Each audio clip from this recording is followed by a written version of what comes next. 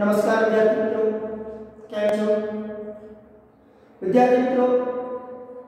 અત્યારે કોરોના મહામારીના પગલે આપણે સૌ ઓનલાઈન ભણી રહ્યા છીએ ત્યારે આજે આપણે ધોરણ 6 એનું પ્રકરણ છે સામાજિક વિજ્ઞાનની અંદર નકશો સમજીએ। મિત્રો આજે આપણે નકશાના પ્રકરણ વિશે થોડી માહિતી મેળવીશું। તમે બધા પણ શાંતિથી આ વિડિયો જોઈ અને વિડિયો જોતા જોતા ભણશો। મિત્રો પ્રકરણ છે નકશો સમજીએ। તો નકશો શું કહેવાય, નકશાના કેટલા પ્રકાર હોય એના વિશે આજે બધી માહિતી આપણે મેળવવાના છીએ। મિત્રો પ્રવાસીઓ કોઈ ગુજરાતના અલગ અલગ પ્રવાસન સ્થળ જતા હોય, જેમ કે કોઈ સોમનાથ જાય, કોઈ દ્વારકા જાય, કોઈ અંબાજી જાય, કોઈ સાપુતારા જાય, તો આ બધા સ્થળોની લોકો મુલાકાત લેતા હોય છે। હવે આપણે તે સ્થળની મુલાકાત જે લઈ રહ્યા છીએ એની આપણને ખબર નથી હોતી ક્યાં આવેલું છે સ્થળ। તો સૌપ્રથમ આપણે એને નકશાના આધારે પહેલા જોઈએ છીએ કે કઈ દિશામાં આવેલું છે, કયા સ્થળ ઉપર આવેલું છે, અને તે રીતે નકશાના આધારે તે સ્થળ આપણે શોધી લઈએ છીએ। જ્યારે ક્યારે પણ આપણે ગયા ન હોય તો પણ આપણે એ સ્થળની મુલાકાત લેતા હોઈએ છીએ। તો આનું શું કારણ કે આપણે જોયું નથી છતાં આપણે ત્યાં પહોંચી જઈએ છીએ? તો એનું કારણ એક જ છે કે આપણે નકશા વાંચન દ્વારા ત્યાં પહોંચી જઈએ છીએ। હવે મિત્રો અત્યારના સમયમાં તો જીપીએસ સિસ્ટમ આવેલી છે, એટલે કે મોબાઈલમાં પણ ઓનલાઈન મેપ હોય છે અને મેપના આધારે આપણે એકદમ અજાણી જગ્યાએ સહેલાઈથી પહોંચી જઈએ છીએ। જીપીએસ એટલે કે ગ્લોબલ પોઝિશન સિસ્ટમ, જે મોબાઈલની અંદર આ સિસ્ટમ આવેલી હોય છે, એક નકશાની સિસ્ટમ છે, એના મારફત આપણે આપણા ચોક્કસ સ્થળે પહોંચી શકીએ છીએ। હવે પૃથ્વીનો ગોળો છે મિત્રો, એ પૃથ્વીનો ગોળો મોટો વિશાળ છે। આ વિશાળ પૃથ્વી જે છે એનો અભ્યાસ કરવો હોય આપણે તો આપણે શું કરવું પડે? જેમ કે પૃથ્વીનો છે, પૃથ્વી ઉપર ઘણા બધા દેશો, ઘણા બધા ખંડો, મહાસાગરો, રાજ્યો, જિલ્લાઓ, તાલુકાઓ કે કોઈ પણ ગામ, તો આ પૃથ્વી એવડી મોટી વિશાળ છે, તો એના અલગ અલગ ભાગ પાડી અને એના અલગ અલગ નકશાઓ તૈયાર કરવામાં આવે। જેમ કે કોઈ ખંડનો નકશો, એશિયા ખંડ, કોઈ રાજ્યનો, કોઈ દેશનો, કોઈ ગામનો, તાલુકાનો, તો એવી રીતે બધા નકશાઓ આપણે એકત્ર કરી અને નકશાઓનો અભ્યાસ કરી અને આપણે જે તે સ્થળનો અભ્યાસ કરી શકીએ છીએ। તો મિત્રો નકશાની વાત કરીએ તો નકશાની શોધ, તો નકશો છે એને અંગ્રેજીમાં મેપ કહેવામાં આવે છે, MEP મેપ। મેપ જે શબ્દ છે એ લેટિન ભાષાનો શબ્દ છે। એનો લેટિન ભાષા જે છે મેપા મુન્ડી, એનો અપભ્રંશ થઈ ગયો છે અને મેપા મુન્ડીમાંથી અત્યારે હાલમાં એનું શોર્ટ નામ મેપ થઈ ગયું છે, જે અંગ્રેજીમાં મેપ શબ્દનો ઉપયોગ થઈ ગયો છે। મેપ શબ્દનો અર્થ એટલે શું? મેપા મુન્ડીનો અર્થ શું? જેને ટૂંકમાં મેપ કહીએ તો હાથમાં રાખી શકાય તેવો કાપડનો ટુકડો, હાથમાં રાખી શકાય તેવો કાપડનો ટુકડો, જેને આપણે અંગ્રેજીમાં મેપ અને આપણે આપણી ભાષામાં નકશો જેને કહીએ છીએ। હાથમાં રાખી શકાય એવો કાપડનો ટુકડો। સામાન્ય અર્થમાં જોઈએ તો નકશો શું છે એની આપણે વ્યાખ્યા સમજવી મિત્રો। તો નકશાની વ્યાખ્યા મેં અહીં બોર્ડ પર લખેલી છે। તો નકશો એટલે પૃથ્વીની સપાટી અથવા તેના કોઈ એક ભાગના સપાટ કાગળ પરના આલેખનને નકશો કહેવાય છે। પૃથ્વીની સપાટી અથવા કોઈ પણ ભાગના સપાટ કાગળ પરના આલેખનને નકશો કહેવાય છે। જેમ કે પૃથ્વીનો કોઈ પણ એક ભાગ હોય, જેમ કે પૃથ્વીમાં 7 ખંડો આવેલા છે, તો એમાંથી આપણે એશિયા ખંડ વિશે માહિતી જોઈએ છીએ। તો એશિયા ખંડમાં કયા કયા દેશો આવેલા છે, કયા દેશોની કઈ રાજધાની છે, ત્યાં કઈ કઈ નદીઓ આવેલી છે, કયા કયા પર્વતો પહાડો આવેલા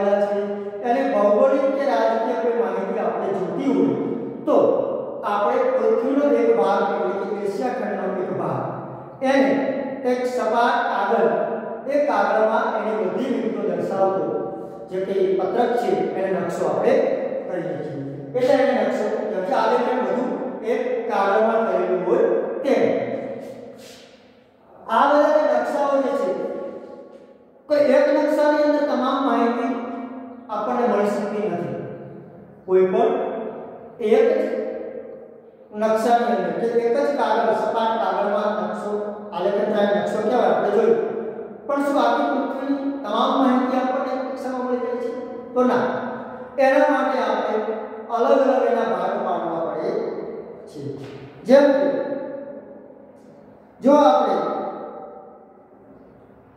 ચોક્કસ પ્રકારની કોઈ માહિતી જોઈતી કોઈ રાજકીય માહિતી જોઈતી હોય તો એના માટે અલગ રાજકીય નકશો બનાવવામાં આવે છે આપણે ભૌગોલિક કોઈ વિસ્તારની માહિતી જોઈતી હોય પ્રદેશ પૂરતી ભૌગોલિક માહિતી તો એને ભૌગોલિક માહિતી માત્ર એનું આલેખન કરવામાં આવે છે જેવી માહિતી આપણે જોઈતી હોય એવી માહિતી એક સપાટ કાગળની અંદર આલેખન જો કરવામાં આવ્યું હોય એવી માહિતીમાંથી મળે છે મિત્રો આ બધા અલગ અલગ પ્રકારના જે આલેખન કરેલા કાગળો ભેગા થાય એટલે કે નકશાઓ ભેગા થાય એવો જે સમૂહ છે એને નકશાપોથી કહેવાય છે તો નકશાપોથી એટલે શું તો પૃથ્વી અથવા તેના વિશાળ ભાગની બહુવિધ વિગતો દર્શાવતા સમૂહને નકશાપોથી કહેવાય પૃથ્વી અથવા તો એના કોઈ પણ ભાગ છે એને બહુવિધ રાજકીય વહીવટી ભૌગોલિક એવી અલગ અલગ પ્રકારની જે માહિતી એકત્ર કરેલી સપાટ કાગળમાં માની લો કે એશિયા ખંડ છે તો એને ઘણી બધી માહિતી ભૌગોલિક માહિતીનો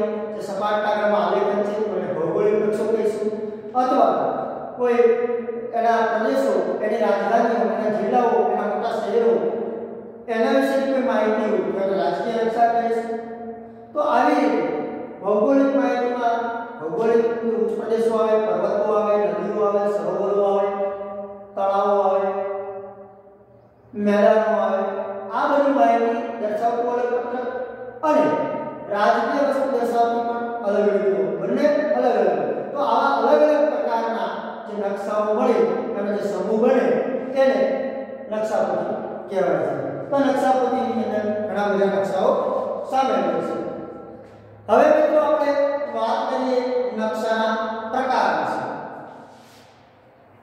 તો નકશાના પણ ઘણા બધા બે પ્રકાર છે ખાસ કરીને હેતુ આધારિત અને માપ આધારિત એક પ્રકાર જોતા પહેલા આપણે નકશાપોથીના નકશાની વાત કરતા હતા એમાં નકશાપોથી કોને કહેવાય એવું આપણે જોયું કે પૃથ્વીના અથવા એના વિશાળ ભાગની બહુવિધ વિગતો દર્શાવતા સમૂહને નકશાપોથી કહેવાય એક નકશાપોથી એટલે કે એવો સમૂહ કે પૃથ્વીના અથવા તો એના કોઈ પણ એક ભાગના અલગ અલગ માહિતી દર્શાવતા જે સમૂહ હોય અલગ અલગ આલેખનવાળા કાગળો ભેગા થાય અને નકશાપોથી બને ટૂંકમાં અલગ અલગ માહિતી અલગ અલગ આલેખન દર્શાવતા નકશાઓ મળે અને નકશાપોથી બને છે હવે નકશાપોથીની અંદર રાજકીય વહીવટી પ્રાકૃતિક સાંસ્કૃતિક એમ અલગ અલગ બધી માહિતી દર્શાવેલી હોય છે અને નકશાની મદદથી આપણે જે તે સંપૂર્ણ જે તે પ્રદેશની સંપૂર્ણ માહિતી એ નકશા દ્વારા આપણે જાણી શકીએ છીએ નકશામાં વિવિધ પ્રદેશની વિગતો આપેલી હોય છે જેમ કે પ્રાકૃતિક વિગતો એટલે કે ત્યાંના પર્વતો ઉચ્ચ પ્રદેશો નદીઓ સરોવરો વગેરે બધી માહિતી આ સિવાય સાંસ્કૃતિક નકશા જે હોય છે જે સાંસ્કૃતિક વિગતો જે આપેલી હોય છે તેમાં ત્યાં પરિવહન એટલે કે રેલવે હવાઈ જહાજની હવાઈ વ્યવહાર ત્યાર પછી સડક વ્યવસ્થા કેવી છે એ બધું પરિવહન જહાજ જે નૌકાવ્યવહાર જેને કહીએ એ બધી માહિતી એમાં આપેલી હોય છે એ સિવાય જે તે પ્રદેશના ઉદ્યોગો ત્યાં સિંચાઈનું કેવું પ્રમાણ છે ખેતી કેવા પ્રકારની છે તો એના બધા ચિહ્નો સાથેની જે માહિતી કે આલેખન કરેલું હોય એ બધી નકશાપોથીમાં આવા બધા નકશાઓનો સમાવેશ થતો હોય છે મિત્રો હવે આપણે વાત કરીશું પ્રકાર વિશે આપણે વાત કરીએ તો મિત્રો નકશાના મુખ્ય બે પ્રકારના હોય છે એક તો હેતુ આધારિત નકશા અને બીજું માપ આધારિત નકશા બે જાતના નકશા હોય છે હેતુ આધારિત અને માપ આધારિત હવે આપણે હેતુ આધારિત નકશાની ચર્ચા કરીએ તો મિત્રો આ પ્રકારના જરૂરત પ્રમાણે એની વિગતો દર્શાવવા માટે તૈયાર કરવામાં આવેલા હોય છે. હેતુ આધારિત નકશામાં એમાં પ્રાકૃતિક અને સાંસ્કૃતિક એના આધારે એના પણ અલગ અલગ પ્રકાર પાડવામાં આવે છે. જેમ કે પ્રાકૃતિક નકશા અને સાંસ્કૃતિક નકશા. હેતુ આધારિત નકશાના પણ બે પેટા પ્રકાર છે, પ્રાકૃતિક અને સાંસ્કૃતિક. તો હવે આપણે પ્રાકૃતિક નકશા શું કહેવાય એના વિશે ચર્ચા કરીએ. કુદરત નિર્મિત જે વિગતો છે, કુદરત દ્વારા નિર્માણ પામેલી છે એવી વિગતોનું જે આલેખન કરવાનું થાય, એવા આલેખન દર્શાવતા જે નકશા છે એને પ્રાકૃતિક નકશા કહેવાય છે. જે કુદરત દ્વારા નિર્માણ પામેલી વિગતો જે છે એને દર્શાવતા નકશાને પ્રાકૃતિક નકશા કહેવાય છે. તો આ પ્રાકૃતિક નકશાની અંદર ભૂમિ સ્વરૂપો આવે. ભૂમિ સ્વરૂપો જે આપણે અગાઉના પ્રકરણમાં 11મા પ્રકરણમાં ભણી ગયા. ભૂમિ સ્વરૂપો એટલે કે જમીનના અલગ અલગ સ્વરૂપો કે આપણે જોયું, પર્વતો, ઉચ્ચ પ્રદેશો, મેદાનો વગેરે, જ્યાં ભૂમિના અલગ અલગ સ્વરૂપો છે તે આપણે ભણી ચૂક્યા છીએ. આજે આપણે એ ભૂમિ પ્રદેશોનું જે આલેખન દર્શાવતા જે નકશા છે, પ્રાકૃતિક નકશા છે એની વાત કરી રહ્યા છીએ. તો જો કુદરત આધારિત જે નિર્માણ પામેલી વસ્તુઓ છે, વિગતો છે તે જે દર્શાવવામાં આવે એવા નકશાને પ્રાકૃતિક નકશા કહેવાય. તો એ પ્રાકૃતિક નકશા જે છે એ પ્રાકૃતિક નકશામાં પર્વતો, ઉચ્ચ પ્રદેશો, મેદાનો, નદીઓ, સરોવરો અને મહાસાગરો આવી બધી કુદરત દ્વારા નિર્માણ પામેલી વિગતો એમાં દર્શાવવામાં આવે છે. આ સિવાય વન્ય પ્રાણીઓ એ પણ કુદરત દ્વારા નિર્માણ પામેલી છે. જંગલો, ખનિજો એનો વિસ્તરણ દર્શાવતા જે નકશા છે એ પણ પ્રાકૃતિક ભાગના નકશા છે. એટલે કે ટૂંકમાં એમ કહી શકાય કે પ્રાકૃતિક નકશામાં શું દર્શાવેલું હોય તો પ્રાકૃતિક નકશાની અંદર કુદરત દ્વારા નિર્માણ પામેલી વિગતો દર્શાવવામાં આવેલી હોય છે. કેવી વિગતો? ઉચ્ચ પ્રદેશો, નદીઓ, સરોવરો, મહાસાગરો, મેદાનો, પર્વતો, આ સિવાય ખનિજ સંપત્તિ, જળ સંપત્તિ, પ્રાણી સંપત્તિ, વન્ય સંપત્તિ એ પણ આપણે કુદરત દ્વારા પ્રાપ્ત છે. તો એની પણ વિગતો એમાં દર્શાવેલી. તો આવી કે કુદરત દ્વારા નિર્માણ પામેલી જે વસ્તુ જે આપણે ગણાવી એ વસ્તુઓ જેમાં આલેખન થયેલું હોય એવા નકશા પ્રાકૃતિક નકશા છે. હવે આપણે પ્રાકૃતિક નકશાની અંદર પાછા એમાં પણ અલગ અલગ પ્રકારના નકશા આવે છે. જેમ કે ભૂપૃષ્ઠના નકશા. ભૂપૃષ્ઠ એટલે કે જમીન આધારિત નકશા છે. તો આ નકશાની અંદર શું હોય? પર્વતો, ઉચ્ચ પ્રદેશો, મેદાનો અને જળ પરિવહન. આ જે ભૂપૃષ્ઠના જે નકશા છે એમાં પર્વતો હોય, ઉચ્ચ પ્રદેશો હોય અને જળ પરિવહન એટલે કે પાણીની વિગતોમાં એનું આલેખન થયેલું હોય. ત્યાર પછી પ્રાકૃતિક નકશામાં હવામાન અથવા તો આબોહવાના નકશા. પ્રાકૃતિકના નકશા હોય એમાં પણ માત્ર હવામાન અને આબોહવાના નકશા દર્શાવેલું હોય તો એવા નકશા હવામાન અથવા આબોહવાના નકશા કહેવાય છે. તો એમાં કોઈ પણ સ્થળ હોય કે પ્રદેશ હોય, કોઈ પણ સ્થળ અથવા પ્રદેશ હોય તો એની આબોહવા, એનું તાપમાન, એનો વરસાદ કે એના પવનો આવી બધી તાપમાન, આબોહવા, પવનો, વરસાદની વિગતો દર્શાવતું આલેખન થયું હોય એવા જે પ્રાકૃતિક નકશા છે એ હવામાન આબોહવાના નકશા કહેવાય છે. ત્યાર પછી એનો બીજો પ્રકાર છે ખગોળીય નકશા. તો એમાં જે અવકાશીય વિગતોનું આલેખન થયેલું હોય. પ્રાકૃતિક નકશાની અંદર એવી વિગતો દર્શાવેલી હોય કે જેમાં માત્ર ને માત્ર ખગોળીય એટલે કે અવકાશીય વિગતો દર્શાવેલી હોય. જેમ કે ઉપગ્રહો, આકાશગંગા, નક્ષત્રો, અવકાશી પદાર્થો એનું જ માત્ર આલેખન હોય જે નકશાની અંદર. એવા બધા નકશા છે તે ખગોળીય નકશા કહેવાય છે. તો મિત્રો આ જે પ્રાકૃતિક નકશા છે એમાં આપણે જે ઉચ્ચ પ્રદેશો, પર્વતો, નદીઓ, સરોવરો, તળાવો વગેરે દર્શાવતી વિગતો આલેખન થયું હોય એવા નકશા ભૂપૃષ્ઠના નકશા. જે હવામાન, તાપમાન, ત્યાંનો વરસાદ વગેરે પવનો એની સ્થિતિ દર્શાવતું જે આલેખન કરેલું હોય એવા નકશા એટલે કે આબોહવા અથવા હવામાનના નકશા. અને પ્રાકૃતિક નકશાની અંદર માત્ર ખગોળીય ઘટનાઓ, એના પદાર્થો, આકાશી પદાર્થો, આકાશગંગા, નક્ષત્રો, ઉલ્કાઓ એની બધી માહિતી હોય, આલેખન થયું હોય. એને ખગોળીય નકશા કહેવાય છે. હેતુ આધારિત નકશાના પ્રાકૃતિક નકશામાં આપણે આ ત્રણની વાત કરી. હવે આપણે હેતુ આધારિત નકશાનો એક પ્રકાર છે સાંસ્કૃતિક નકશા. તો એ સાંસ્કૃતિક નકશાની અંદર કઈ વિગતો દર્શાવેલી હોય એમાં શું હોય એની આપણે ચર્ચા કરીએ. તો સાંસ્કૃતિક નકશા એટલે કે માનવ સર્જિત વિગતોનું આલેખન. જેમ કે પ્રાકૃતિક નકશાની અંદર કુદરત દ્વારા નિર્માણ પામેલી વિગતો હોય. પ્રાકૃતિક એટલે કુદરત દ્વારા નિર્માણ પામેલી વસ્તુનું વિગતોનું જે વર્ણન કરેલું હોય એટલે કે થયું હોય તે પ્રાકૃતિક નકશા છે. પણ સાંસ્કૃતિક નકશાની અંદર મનુષ્ય દ્વારા નિર્માણ પામેલી વિગતોનું આલેખન હોય છે. તો એવા નકશા એટલે કે સાંસ્કૃતિક નકશા. તો એમાં શું વિગતો હોય?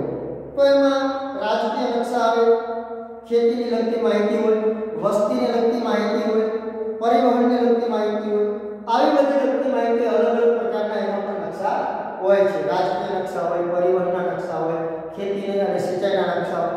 એ બધા અલગ અલગ પ્રકારના નકશા દર્શાવતી માહિતી હોય સાંસ્કૃતિક નકશા કહી શકાય છે.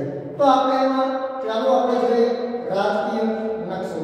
તો કોઈ પણ નકશાની અંદર કોઈ ખંડ, કોઈ દેશ, કોઈ જિલ્લો એવી રીતે કોઈ પણ સ્થળની રાજકીય માહિતી દર્શાવેલી હોય એવા નકશા એટલે રાજકીય નકશા. તો રાજકીય નકશાની અંદર વહીવટી તંત્ર અને એની સરહદોની માહિતી એમાં આપેલી હોય છે. કોઈ સ્થળ હોય તો એનું પાટનગર કયું છે, એ સ્થળ છે એને બીજા સ્થળથી એની સરહદ કયા શહેર અને દેશ એની સરહદ જોડાયેલી છે એવી રીતે એમાં આપેલી. કોઈ પણ ખંડ હોય, દેશ હોય, જિલ્લો હોય, રાજ્ય હોય કે તાલુકો હોય કે કોઈ ગામ હોય એની જે રાજકીય માહિતી દર્શાવતું જે આલેખન થયેલું હોય એવા નકશાને રાજકીય નકશા કહેવાય છે. સાંસ્કૃતિક નકશાની અંદર બીજો એક પ્રકાર છે ઔદ્યોગિક નકશા. તો ઔદ્યોગિક નકશાની અંદર કોઈ પણ સ્થળના ઔદ્યોગિક ક્ષેત્રો દર્શાવેલા હોય અને તબક્કાવાર એનો ઇતિહાસ, ઉત્પાદન આ બધી માહિતી જે આલેખન દ્વારા થયેલી હોય એવા નકશાને ઔદ્યોગિક નકશા કહેવાય. સમજાયું? ઔદ્યોગિક નકશા એટલે કોઈ પણ સ્થળના ત્યાં કેવા ઉદ્યોગો છે, કયા ઉદ્યોગો છે, આનું કેવું ઉત્પાદન છે, એની જે તબક્કાવાર બધી માહિતી દર્શાવેલી હોય, આલેખન થયેલું હોય એવા નકશા એટલે કે ઔદ્યોગિક નકશા. ત્યાર પછી એનો હેતુ આધારિત નકશાના સાંસ્કૃતિક પ્રકાર છે. એનો પેટા પ્રકાર છે ઐતિહાસિક નકશા. તો અહીંયા કોઈ પણ પ્રદેશ હોય કે રાષ્ટ્ર હોય એના વહીવટી તંત્ર જે છે, કોઈ પણ પ્રદેશ અથવા રાષ્ટ્રનો વહીવટી તંત્રનો ઇતિહાસ દર્શાવતો જે નકશો હોય, ઇતિહાસ દર્શાવતી જે માહિતી હોય તેને ઐતિહાસિક નકશા કહેવાય છે. તો મિત્રો તમને ખ્યાલ આવી ગયો કે ઐતિહાસિક નકશા કોને કહેવાય? કોઈ પણ પ્રદેશ અથવા સ્થળ કે દેશ એનો જે વહીવટી તંત્ર ત્યાંનું છે એનો જે ઇતિહાસ અગાઉ વહીવટી તંત્રની જે ઘટનાઓ બની એ બધી ઘટનાઓ દર્શાવતો જે નકશો છે, વિગતો દર્શાવતો નકશો છે એને ઐતિહાસિક નકશા કહેવાય. હવે આપણે નકશાના પ્રકારની અંદર પહેલો પ્રકાર હેતુ આધારિત નકશા એ જોયું. એના પણ બે પ્રકાર જોયા, પ્રાકૃતિક નકશા અને સાંસ્કૃતિક નકશા. પ્રાકૃતિક નકશાની અંદર ત્રણ જે કુદરત દ્વારા નિર્માણ પામેલી ઘટનાઓ જેમાં વર્ણન હોય, જેમ કે ભૂગોળ, હવામાન અને ખગોળીય. ત્યાર પછી સાંસ્કૃતિક નકશામાં રાજકીય, ઔદ્યોગિક અને ઐતિહાસિક. હવે આપણે નકશાનો બીજો પ્રકાર છે માપ આધારિત નકશા. તો માપ આધારિત નકશા એટલે શું? તો સામાન્ય રીતે નકશાનું એક પ્રમાણ માપ 1 સેન્ટીમીટરનું હોય છે. આપણે નકશા ભણીએ છીએ તો એનું પ્રમાણ માપ એટલે કે નક્કી કરેલું માપ 1 સેન્ટીમીટરનું હોય છે. 1 સેન્ટીમીટર બરાબર 1 સેન્ટીમીટર જેમ 50 કિલોમીટર આવું આપણે કોઈ માપ હોય અથવા તો એનાથી ઓછું કોઈ હોય માપ તો એને મોટા માપના નકશા કહેવાય. મોટા માપના નકશા 1 સેન્ટીમીટર જેમ 50 કિલોમીટરથી ઓછું જે આલેખન દર્શાવ્યું હોય એને આપણે મોટા માપના નકશા કહીશું. ત્યાર પછી આ જે મોટા માપના જે નકશા છે એમાં શું વિગતો દર્શાવેલી તો એ લગભગ રાજકીય નકશાઓ વધારે હોય છે. તો એમાં તાલુકા, શહેર કે કોઈ ગામ અને એનું એકબીજાનું અંતર એમાં દર્શાવેલું હોય છે. મોટા નકશાના આ બધા ઉદાહરણ છે. મોટા માપના જે નકશા છે એનું માપ 1 સેન્ટીમીટર જે 50 કિલોમીટરથી ઓછું દર્શાવેલું હોય એને મોટા માપના નકશા કહેવાય છે। ત્યાર પછી આપણે આગળ વાત કરીએ કે નાના માપના નકશા। તો નાના માપના નકશા કોને કહેવાય? તો નાના માપના નકશામાં પૃથ્વી સપાટીનો વિશાળ વિસ્તાર દર્શાવવામાં આવતો હોય છે। નાના માપના નકશામાં પૃથ્વીનો વિશાળ વિસ્તાર દર્શાવવામાં આવતો હોય છે। એમાં જુદા જુદા દેશના નકશા નાના નાના માપમાં દર્શાવવામાં આવે છે। વિશ્વનો નકશો, દેશના નકશા, આ બધા નકશા પછીના જે નકશા છે એ નાના માપના નકશા છે। તેના પણ 4 પ્રકાર છે નાના માપના નકશા છે, જેમ કે એટલાસ, કેરેસ્ટોન, સ્થળ વર્ણન અને ભેદ નકશા। તો મિત્રો નકશાના માપ આધારિત નકશા કેવા હોય છે? જે નાના નાના નકશા હોય છે, જેમાં એટલાસ પણ આપણે કહીએ છીએ, એવા 4 પ્રકાર જે આપણે જોયા। તો નાના અને મોટા માપના બે પ્રકારના નકશા હોય છે। 50 કિલોમીટરથી 1 સેન્ટીમીટર બરાબર નકશો હોય તો નકશાની અંદર 1 સેન્ટીમીટર બરાબર 50 કિલોમીટર, તેનાથી જે વધુ માપનું જે વિગતો દર્શાવેલી હોય એ નાના માપના નકશા કહેવાય। 50 કિલોમીટરથી ઓછા માપની વિગતો દર્શાવેલી હોય એ મોટા માપના નકશા કહેવાય। મોટા માપના નકશાની અંદર તાલુકા, જિલ્લા, ગામડાની માહિતી હોય અને નાના માપના નકશાની અંદર શહેર, મોટા દેશ, મોટા રાષ્ટ્રો કે વિશ્વના નકશા એમાં માહિતી આપેલી હોય છે। તો વિદ્યાર્થી મિત્રો આજે આપણે જે વાત કરી તે નકશાની વ્યાખ્યા આપણે શીખ્યા કે પૃથ્વીની સપાટી અથવા તેના કોઈ એક ભાગના સપાટ કાગળ પરનો આલેખને નકશો કહેવાય। નકશાના સમૂહને નકશાપતિ કહેવાય, એની પણ આપણે વિગત મેળવી। નકશાના પ્રકાર વિશે પણ વિગત મેળવી। હવે આપણે મિત્રો પછીના લેક્ચરમાં આપણે નકશાના અંગો વિશે ચર્ચા કરીશું। આજે મિત્રો આપણે અહીંયા આ પીરિયડને આ લેક્ચરને વિરામ આપીશું। ફરી આપણે મળીશું આવતા લેક્ચરમાં। એ પહેલા આપણે આજનું લેસન એટલે કે હોમવર્ક નોંધી લઈશું। તો વિદ્યાર્થી મિત્રો આજે આપણે લેસનની અંદર નકશા અને નકશાના પ્રકાર યાદ રાખજો મિત્રો। નકશા અને નકશાના પ્રકાર, નકશો એટલે શું અને નકશાના પ્રકારો વિગતે આપણે પાકા કરીશું અને સારા અક્ષરે આપણે નોટબુકમાં લખીશું। નકશો એટલે શું અને નકશાના પ્રકારો વિશે વિગતે ચર્ચા કરો। આ જે બે પ્રશ્નો છે એ બંને પ્રશ્નો આપણે નોટબુકમાં લખી અને પાકા કરીશું। જ્યારે આપણે મળીએ ત્યારે બધા પ્રશ્નો આપણે લખી અને આપણે બતાવવાના છે। હવે મિત્રો આપણે અહીંયા રજા લઈએ, વળી પાછા મળીશું નેક્સ્ટ લેક્ચરની અંદર।